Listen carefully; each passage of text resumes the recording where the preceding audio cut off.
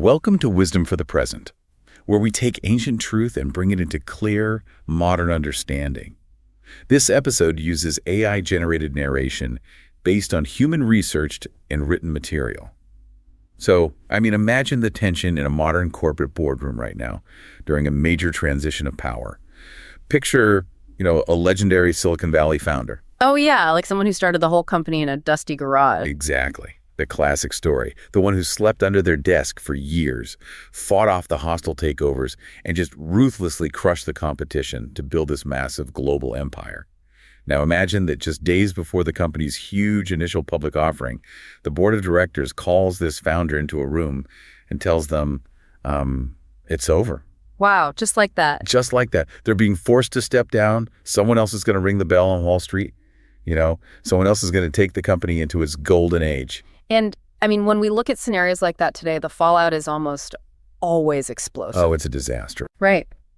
There are lawsuits, bitter public feuds, media leaks, and just this desperate, clawing attempt by the founder to hold on to their legacy. Letting go of something you built from absolute scratch is, it's rarely a clean process. Our identities become so entangled with our achievements that stepping away feels like a kind of death. It really does. Because human nature dictates that we want to be the one to place the final stone. We want the applause, We want to stand on the balcony and survey the Finnish Empire. And the historical account we are diving into today deals with this exact psychological and spiritual crisis, but on a scale that just completely dwarfs any modern corporate drama. I'm so excited to get into this. Yeah. So what exactly are we looking at today for our deep dive? So we are stepping into an exclusive exploration of an ancient text, specifically the first book of Chronicles, chapters 22 through 29. We find ourselves at this profound, just monumental transitional moment in human history. King David, the warrior poet, the giant slayer, the man who united a fractured group of tribes into a formidable kingdom, is at the very end of his life. It's basically aging out. Exactly. Matthew Henry's historical commentary places David at about 70 years old in this narrative. So he is physically declining. He's described as old and full of days.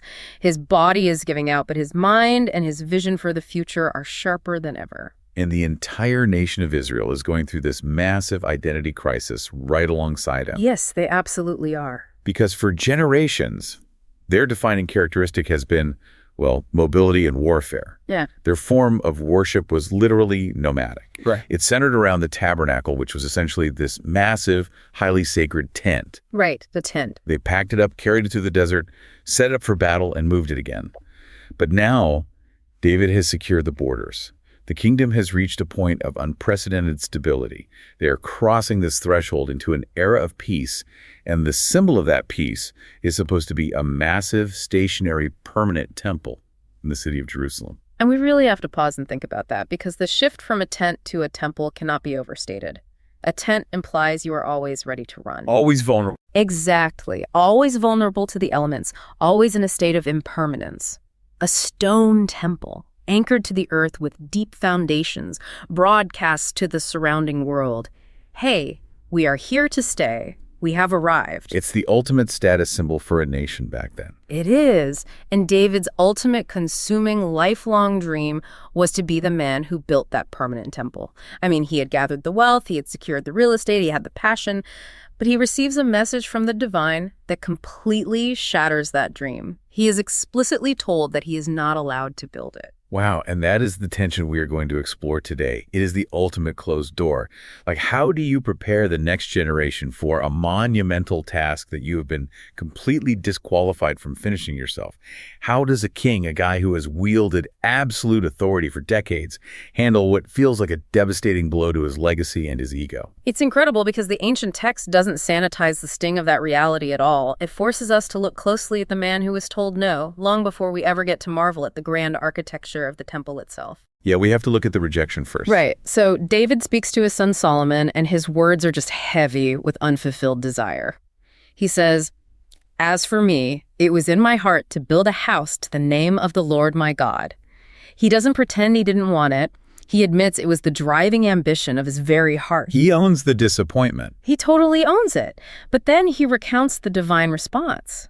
He says, The word of the Lord came to me, saying, You have shed blood abundantly and have made great wars. You shall not build a house unto my name, because you have shed much blood upon the earth in my sight. I really want to unpack that because getting a no of that magnitude feels, well, deeply unfair. It really does. Think about it from David's perspective for a second. He didn't fight those wars just for the thrill of it. He fought to secure the very peace that is now making the temple possible. I mean, he spent decades sleeping in caves, dodging assassination attempts, and leading armies to protect his people. He did all the grueling, bloody, unpopular work. All the heavy lifting. Yeah. And then, as his reward, he's told he's too tainted to build the beautiful thing. I mean, come on, that feels like a massive betrayal of a lifetime of service. It does feel like a betrayal if we view it through a purely transactional lens. But the ancient concept at play here is blood guilt, and unpacking it reveals just a stunning level of psychological and spiritual insight. Okay, tell me more about blood guilt. Well, in the ancient worldview, warfare was intimate and unimaginably brutal. It was hand-to-hand, visceral, devastating. The commentators, including Matthew Henry, are very careful to point out here that God is not necessarily condemning David's wars as unjust or evil. Right, because they were necessary for survival. Exactly. In the geopolitical reality of the ancient Near East, securing those borders was a matter of national survival. David did what was necessary for the preservation of the nation. However, and this is the key, just because a violent act is deemed necessary does not mean it leaves the actor unscarred. Oh, wow. That is a fascinating distinction. Like, the necessity of the battle doesn't somehow negate the toll it takes on the soul of the warrior. Precisely. The text is acknowledging a really profound psychological truth here. Engaging in relentless warfare fundamentally alters a human being. Shedding blood carried a real spiritual weight.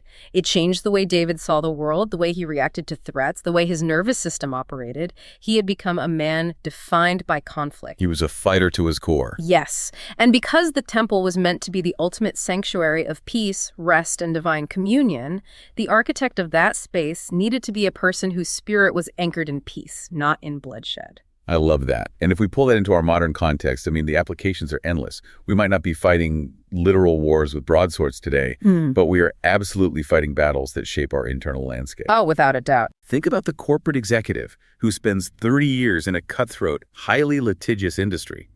They spend every single day looking for vulnerabilities in their competitors, launching hostile takeovers, defending against corporate espionage. They might build an incredibly successful company, but the skills required to survive that environment, like paranoia, aggression, emotional detachment, they become hardwired into their personality. They absolutely do. And then when that company finally stabilizes and needs to transition into a phase of healthy culture building or employee wellness and collaborative innovation, that same executive is often completely incapable of leading the shift. Because they only know how to fight. Exactly. They are a wartime CEO, and a peacetime era requires a completely different psychological toolkit. Which is exactly what we see in political movements, too. Oh, definitely. Like, an activist might spend decades fighting bitter, polarizing, deeply necessary battles against a systemic injustice. But that constant state of hypervigilance and conflict can harden a person to the point where, once the law is changed and the victory is actually won, they don't know how to build a unified community. They don't know how to exist in peacetime. Right. They only know how to fight the war. And the tragedy of the modern ego is that the wartime CEO or the hardened activist rarely recognizes when their season has passed.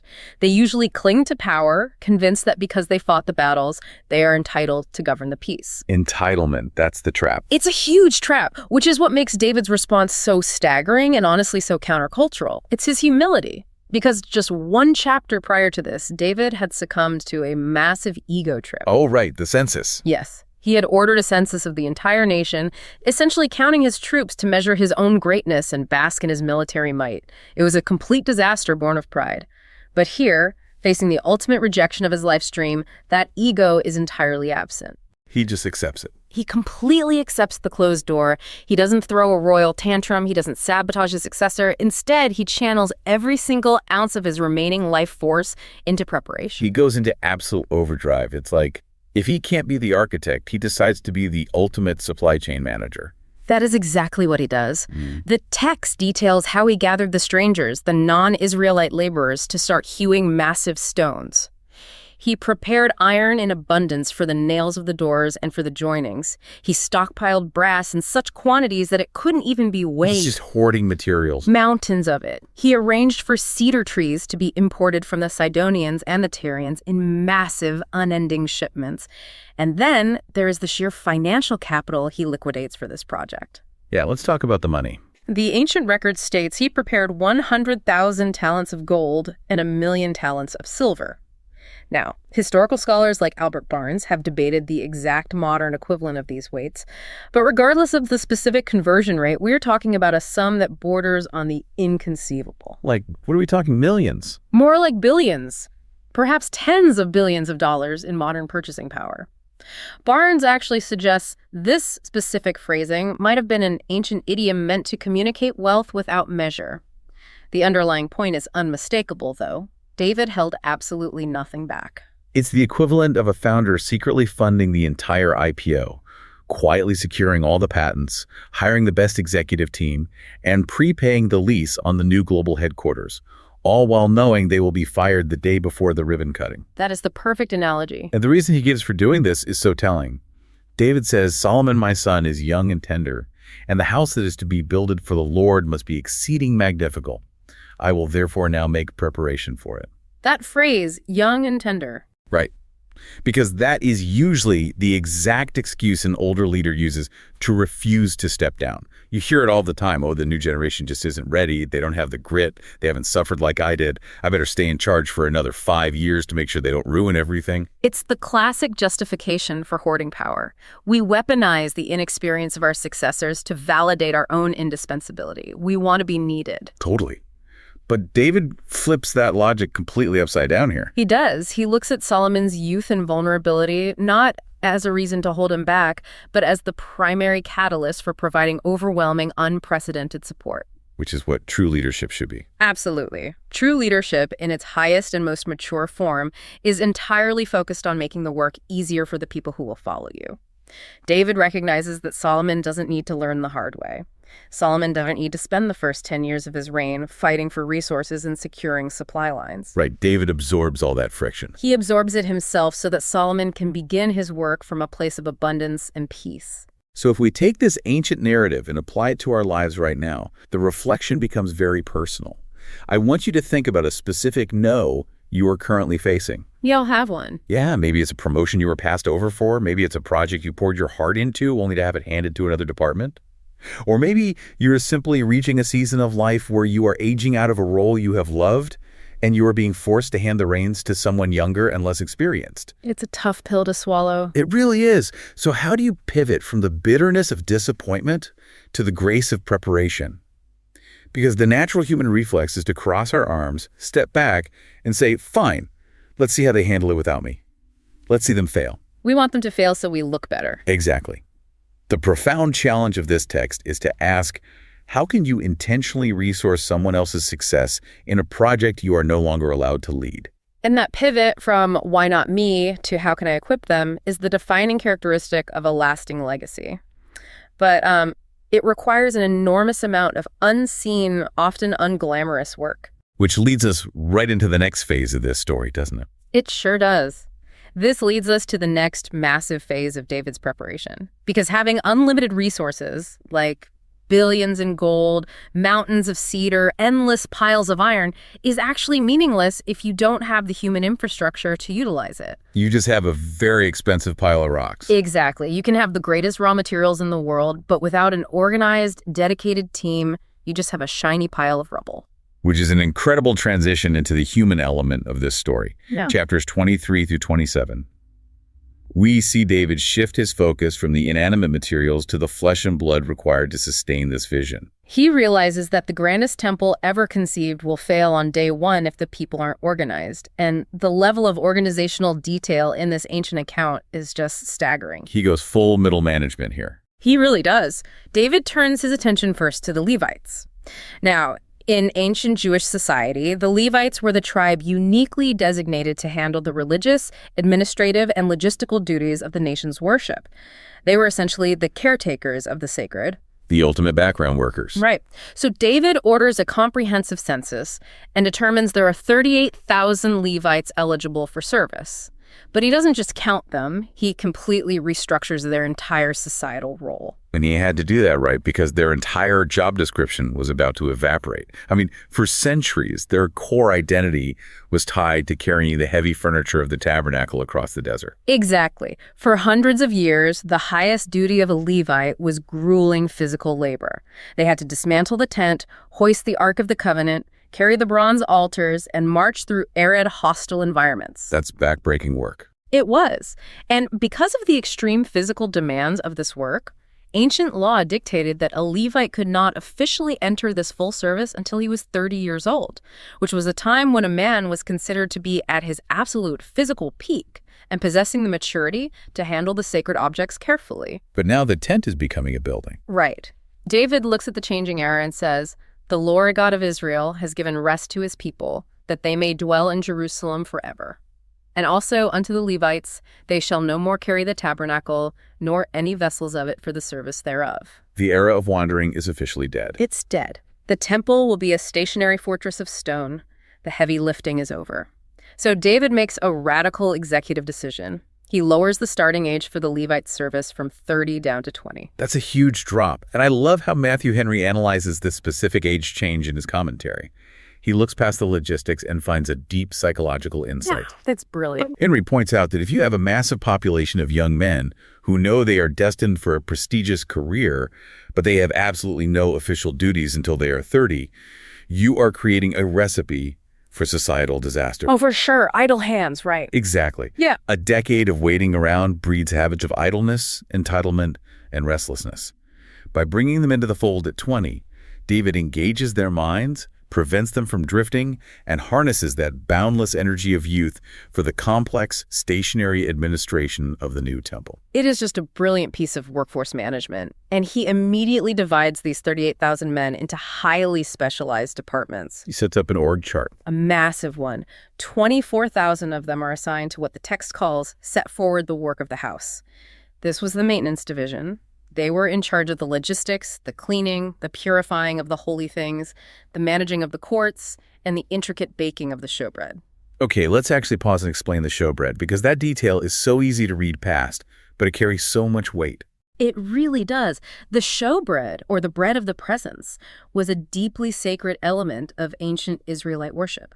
Every single Sabbath, 12 freshly baked loaves of bread had to be placed on a specific golden table inside the holy place. 12 loaves for the 12 tribes. Exactly. It symbolized God's constant provision for the 12 tribes of Israel, and it represented the continual presence of the divine among the people.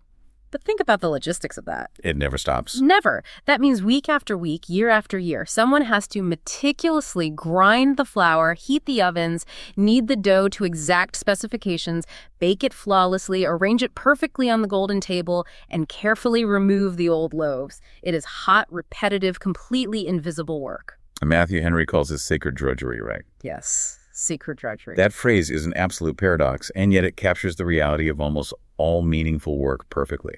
It really acknowledges that even the most monotonous, physically demanding, unglamorous tasks are elevated to a holy status when they are directed toward a transcendent purpose. Baking bread and sweeping floors inside the temple wasn't a punishment. It was a profound act of worship. We see that same dignity applied to another group in this reorganization too, the gatekeepers. The text says there were 4,000 porters or guards stationed at the various gates, and it specifically refers to them as mighty men of valor. They weren't messing around. No, these weren't just low-level hall monitors. These were elite security forces guarding the massive treasuries, the storehouses, and the entrances to the most sacred site on earth. And there's one specific detail here that I find completely fascinating. They had to guard all the gates, including one called the Gate of Shalacheth. Ah, yes, the Gate of Shalacheth. In Hebrew, that roughly translates to the Gate of Projection, or the Gate of Casting Out. It was literally the ancient equivalent of the loading dock by the dumpsters. It was the gate where all the refuse, the ashes from the massive sacrificial fires, the offal and the garbage were swept out of the temple complex. The trash gate. Yeah, the trash gate. It was the dirtiest, smelliest, least glamorous post you could possibly imagine. And yet, the text makes a point to show that this gate was guarded by mighty men of valor, just like the main ceremonial entrance. That is so key. Right. Guarding the waste disposal route was treated with the exact same dignity, strategic importance, and honor as guarding the front door where the high priest walked in. It completely flattens our modern hierarchies of prestige. Think about it. Every modern organization has a front door and a back door. Oh, definitely. We place all our emphasis, all our prestige, and usually all our highest salaries at the front door. The salespeople, the public relations team, the executives who face the cameras. We tend to completely ignore or diminish the people working at the gate of Shalachev. The janitors, the IT support staff who fix the servers at 2 a.m., the sanitation workers, the logistics coordinators. It is the ultimate invisible supply chain. Most of us move through our daily lives completely oblivious to the millions of moving parts required to keep our civilization functioning. Like we pull out our phones, tap a screen, and a hot meal or a physical product magically appears on our porch an hour later. We don't even think about how it got there. Never. We only notice the supply chain when it breaks. Think back to the global pandemic. For decades, society had largely ignored or undervalued warehouse workers, truck drivers, grocery store clerks. But the moment the system fractured, the moment the shelves went empty and the shipping containers stopped moving, suddenly, the people working at the modern gate of Shalachev were universally recognized as essential. They held the whole world together. Exactly. The entire illusion of our comfortable lives rests on the shoulders of people performing sacred drudgery. David's ancient organization chart is essentially a mandate to document, honor, and dignify the invisible workers who makes the grand vision possible. And this brilliant structuring extended far beyond the religious sphere, too. David also completely overhauled the civic and military administration of the nation. He didn't stop at the temple? Nope. He established a rotating military system consisting of 12 courses, or divisions, of 24,000 men each. Okay, I have to play devil's advocate here. If you have enemies surrounding your nation, wouldn't you want a massive, permanent, standing army? Why rotate them? Because a massive standing army is an economic black hole. That makes sense. If David took nearly 300,000 men out of the workforce permanently to just sit in military barracks, the agrarian economy of Israel would have collapsed. I mean, who would plant the crops? Who would harvest the wheat? Who would tend the flocks? The country would starve. Exactly. Furthermore, a bored, restless military class with nothing to do but train for war often becomes a profound internal threat to the stability of the state. They begin to look for conflicts, or worse, they stage coups. They need an outlet for that energy. Right. So by implementing this rotation, David creates a system where a division of 24,000 men serves on active duty for exactly 1 month out of the year. For the other 11 months, they go back to their farms, their families, and their communities. It is very similar to a modern National Guard model. The brilliance of that is multi-layered. It creates a massive, highly trained reserve force ready to mobilize at a moment's notice, but it doesn't drain the economy. The soldiers stay deeply connected to the land and the people they are supposed to be protecting. It keeps them grounded. It really does. It prevents the psychological alienation of a permanent warrior class, and it completely eliminates systemic burnout. It is a masterclass in long-term societal sustainability. But as we dig deeper into how these roles and shifts were actually assigned, we hit a massive cultural obstacle. I was waiting for the catch. Yeah, it is a concept that is deeply countercultural and will almost certainly trigger a visceral resistance in a modern listener. Okay, lay it on me. When it came time to assign which family got which shift, who got the prestigious daytime guard duty, and who had to stand at the ash gate at midnight, they did not use performance reviews. They didn't conduct interviews. They didn't look at resumes or hold auditions for the musicians. So how do they pick? The ancient text plainly states they cast lots. They essentially rolled dice. And it explicitly says they cast lots as well, the small as the great, the teacher as the scholar. Wait, rolling dice. We disguise that concept today. Oh, we hate it. If there's one thing modern society worships, it is the illusion of absolute meritocracy. We want the person with the best voice to get the solo. We want the hardest worker to get the promotion. We want the smartest person in the room to lead the team. The idea of assigning a highly educated scholar and an entry-level apprentice their life's work based on the random roll of a die feels absurd, chaotic, and fundamentally unfair. It feels chaotic to us because we view the casting of lots as yielding to random chance, like flipping a coin. But to the ancient Hebrew mind, the lot was the exact opposite of random chance. It was intentional. It was the ultimate surrender to divine sovereignty. They believed with absolute conviction that God controlled how the dice fell. The book of Proverbs explicitly states the lot is cast into the lap, but its every decision is from the Lord. Okay, so it wasn't random to them. Not at all. But let's look at this purely from a sociological and organizational standpoint.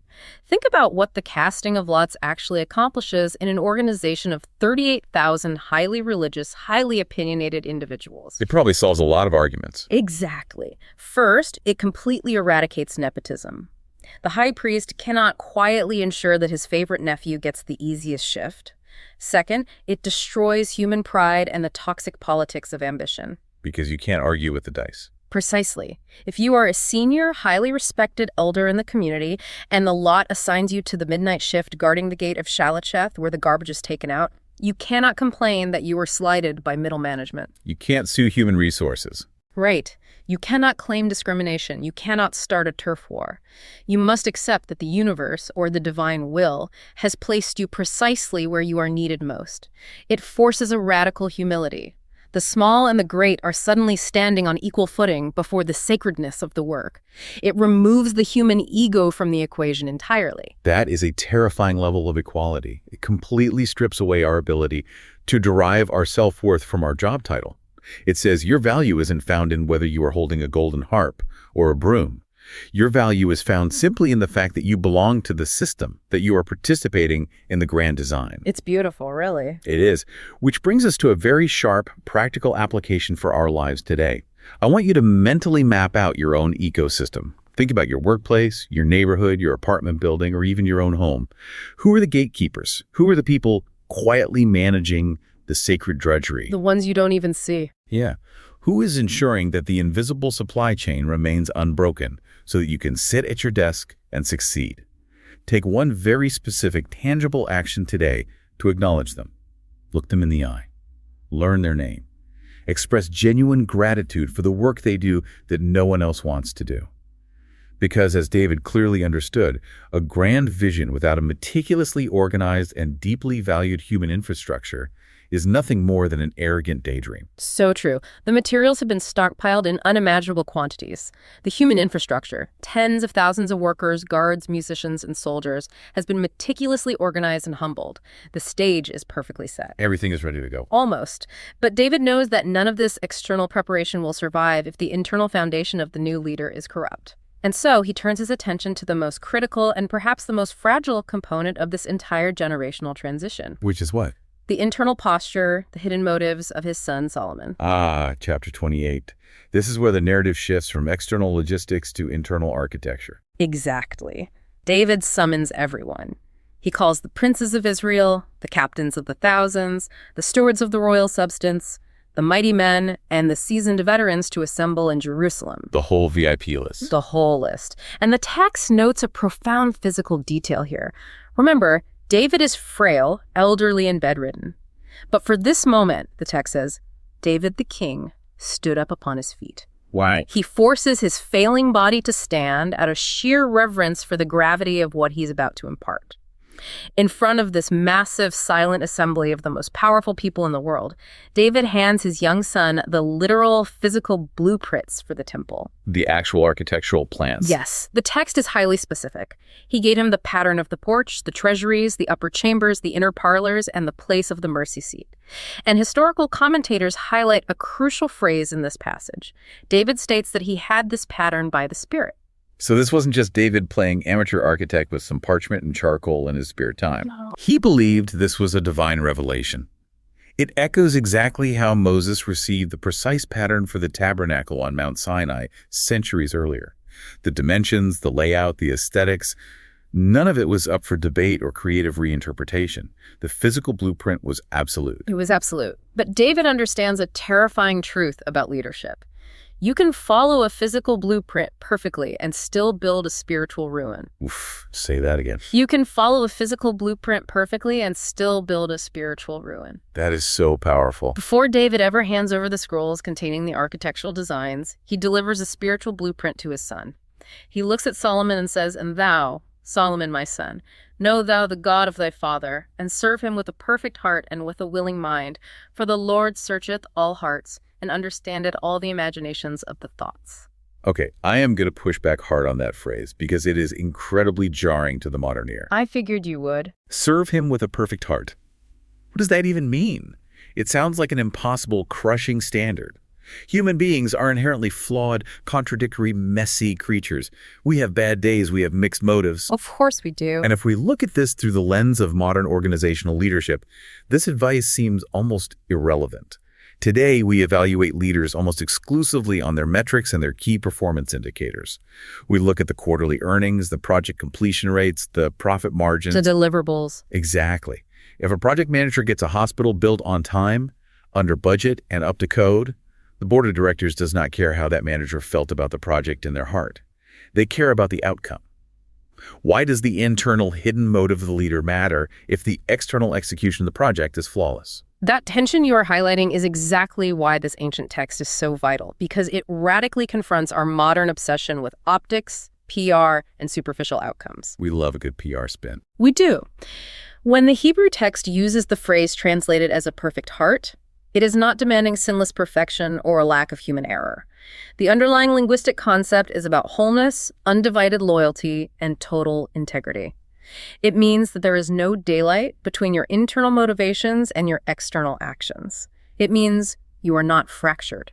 Okay, so it's about being genuine. Exactly. We live in a culture that routinely rewards doing the right thing for the completely wrong reason. To use your example, you can absolutely build a magnificent hospital because you genuinely deeply care about healing the sick. Or you can build that exact same hospital because you desperately want your name etched in marble above the entrance, you want to secure a massive tax write-off, and you want to publicly humiliate a rival philanthropist. And society will applaud you either way because society only sees the hospital. Exactly. But this ancient wisdom argues a terrifying truth. Doing the right thing for the wrong reason, operating with a fractured heart, a hidden agenda, or a resentful mind, introduces a microscopic rot into the foundation of the work. It's unstable from the inside out. David is warning Solomon. He is saying, you can build this temple exactly according to the physical blueprints. You can overlay every inch of it in the gold of Ophir. But if you build it out of ego, if you build it to prove you are as great as your father, if your heart is actually drawn toward political power or the foreign idols of your future wives, then this magnificent building is nothing more than an empty, glittering shell. And eventually, it will collapse. The core wisdom here is the absolute necessity of aligning action and intent. A willing mind is just as vital as a capable hand. Which means the fake it till you make it philosophy might work for securing venture capital, but it's a catastrophic strategy for building a meaningful life or a spiritual legacy. It will always catch up to you. And this leads directly into the obstacle to growth embedded in this chapter. It is a concept that makes modern people squirm in their seats. David tells Solomon why this perfect heart matters. He says, "For the Lord searches all hearts and understands all the imaginations of the thoughts." It's heavy thought. Let's just sit in the discomfort of that for a moment. We prize our mental privacy above almost anything else. We live in an era of radical autonomy. We lock our phones with facial recognition. We encrypt our emails. The idea that there's a divine reality that bypasses all our careful PR spin, a reality that sees straight through our curated social media profiles and examines the dark, petty, insecure roots of our hidden ambitions, that is deeply intimidating. It feels invasive. It is terrifying to the human ego, which survives entirely on the illusion of control and image management. But if we can move past the initial terror of that vulnerability, we find that it is actually the ultimate liberating accountability tool. How so? Matthew Henry's commentary explores this beautifully. He notes that because the divine perspective searches the deepest recesses of the heart, we are prevented from being imposed upon by our own self-deceit. Oh, because we lie to ourselves the most. We do. Human beings are masters of rationalization. We can fool our board of directors, we can fool our employees, we can easily fool our social media followers, and tragically, we can often fool our spouses and our closest friends. But we cannot fool the universe. We cannot deceive the ultimate reality. It is like having an auditor who isn't just looking at the finalized, polished financial statements you submitted. This auditor has full, unrestricted access to every deleted text message, every unsent draft, every petty grievance, and every late-night intrusive thought that led to those statements. That is a phenomenal analogy. David is looking at his son, who is about to become the most powerful monarch in the region. Solomon is about to step into a reality where everyone around him is a sycophant. Just yes men everywhere. Every advisor, every servant, every foreign diplomat is going to tell him how brilliant, wise, and flawless he is. David is giving him the ultimate grounding mechanism. He is saying, when the whole world is bowing to your crown and praising your architecture, you must remember that there is an ultimate judge who is entirely unimpressed by the gold. He is looking exclusively at the motives of your heart. Do not lie to yourself, because you cannot lie to him. With a deeply practical, deeply uncomfortable question for you, the listener, is this. Audit your current ambitions. Look at the biggest project on your desk right now. Look at the promotion you are chasing. Look at a relationship you are pouring immense energy into. Be completely honest with yourself. Ask yourself, with brutal honesty, why are you doing it? Are you doing it out of a heavy sense of obligation? Are you doing it to prove a parent wrong? Are you doing it to secure status or to maintain control over someone else? Or are you doing it with a willing mind and an undivided whole heart? Because if the internal blueprint of your motive is fractured, it does not matter how beautiful the external execution is. Eventually, the rot will reach the load-bearing walls. That internal audit requires immense courage. But if a leader can achieve that clarity of motive, it unlocks a level of freedom that is almost incomprehensible to the modern world. And that freedom manifests in the physical world in a very specific way. And this sets us up perfectly for chapter 29. It does. Which brings us to the final sweeping crescendo of this historical account. The events of chapter 29. The grand vision has been cast, the human infrastructure has been meticulously organized, the internal spiritual motives have been challenged and laid bare. Now comes the final, practical test of this entire transition. The rubber hits the road. The radical release of personal wealth and the ultimate joyous surrender of control. This is where all the lofty spiritual talk hits the ground and becomes incredibly tangible, because we are about to talk about money. We are. David has already allocated massive amounts of state funds and plundered wealth for the building of the temple. But now, standing before the entire assembly of Israel's leadership, he announces a personal donation that is staggering. From his own pocket. From his own private, personal estate. He states that he is giving 3,000 talents of gold of Ophir. Now, Ophir was legendary in the ancient world. It represented the absolute highest quality, most refined, purest gold available. He also gives 7,000 talents of refined silver, specifically to overlay the walls of the sacred buildings. It's astronomical wealth. And he doesn't just drop a massive check and walk away. After he empties his own personal fortune into the project, he looks out at the leaders of the tribes, the captains of the thousands, the rulers of the king's work, and he issues a direct challenge. He asks, who then offers willingly to consecrate himself today unto the Lord? It is the ultimate matching grant. He doesn't just pass the hat around the room while keeping his own wallet safely tucked away. He essentially bankrupts his own private estate first, puts it all on the table, and says, I'm all in. Who is with me? He leads by example. He does. But I have to bring up a massive modern friction point here. People today are deeply, viscerally uncomfortable talking about money, especially when it involves religious, spiritual, or even nonprofit leaders asking for it. There is a thick layer of cynicism, and honestly, it is entirely justified. Oh, absolutely. We've seen it all go wrong so many times. We have all seen the documentaries. We have seen the scandals of leaders begging for donations to buy private jets or fund lavish lifestyles. We are conditioned to view any request for wealth from a podium as a manipulation or a scam. We are very guarded. But David's approach here shatters that paradigm. He doesn't frame the giving as a mandatory tax. He doesn't use guilt. He doesn't frame it as a desperate plea to keep the kingdom from going bankrupt. He frames the surrender of wealth as an absolute, joyous privilege. And the response from the leadership is instantaneous and overwhelming. The text tells us that the chiefs, the princes, and the captains offered willingly. They pour in thousands of talents of gold, silver, brass, and iron. Those who possessed precious stones handed them over to the treasury. It's an avalanche of giving. It is.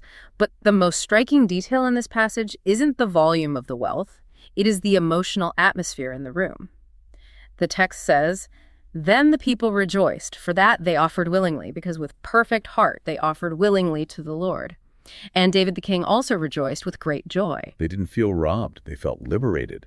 The giving produced an explosion of joy. But we have to dig underneath that emotion and ask why. Why were the wealthiest, most powerful people in the nation so euphoric about parting with their fortunes? It defies logic. It does. But the answer is found in the prayer that David prays immediately following this massive offering. It is, without exaggeration, one of the most profound philosophical and theological statements recorded in ancient literature. What does he say? David stands before the crowd and prays, "Blessed be thou, Lord God of Israel, our Father, forever and ever. Thine, O Lord, is the greatness and the power and the glory and the victory and the majesty. For all that is in the heaven and in the earth is thine." He establishes absolute divine sovereignty, but then he makes it deeply personal. Yep. He looks at the mountain of pure gold and silver piled in front of him, and he says, "But who am I, and what is my people, that we should be able to offer so willingly after this sort?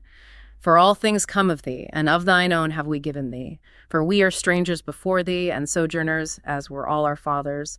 Our days on the earth are as a shadow, and there is none abiding." Of thine own have we given thee. That single sentence completely dismantles our modern understanding of ownership. It is a total paradigm shift from ownership to stewardship.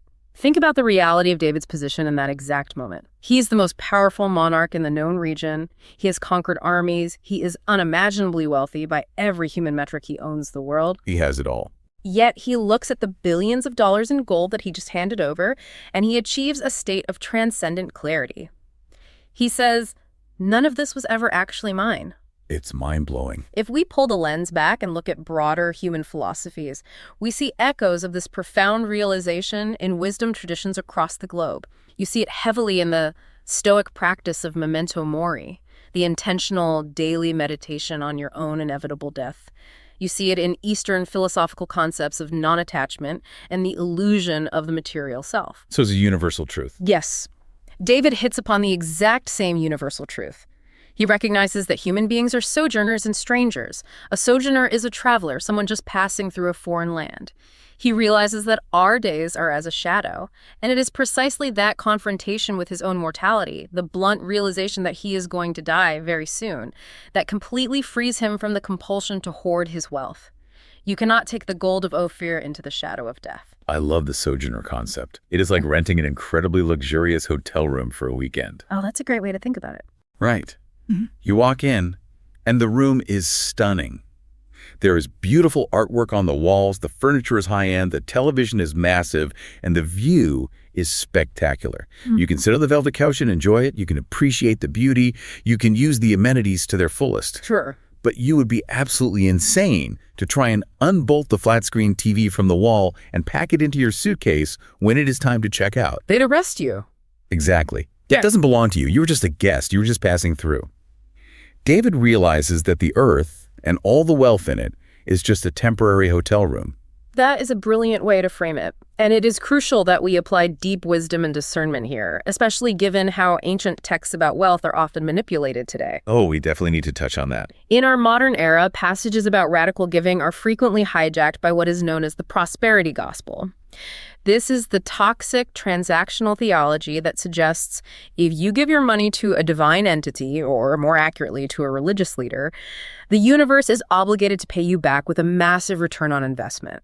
Treating God like a stockbroker. Exactly. It treats the divine like a cosmic vending machine. Insert $1,000 of faith, receive $10,000 of blessing. We must be absolutely clear that is not what David is doing here.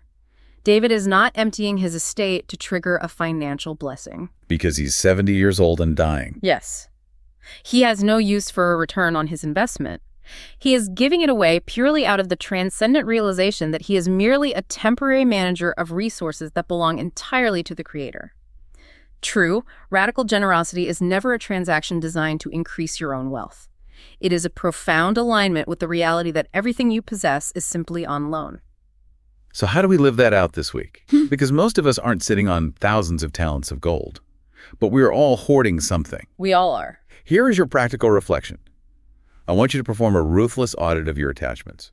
Look closely into your daily life and identify one specific resource that you are gripping tightly out of fear, ego, or a false sense of ownership. Dig deep on this one. Maybe it is your bank account.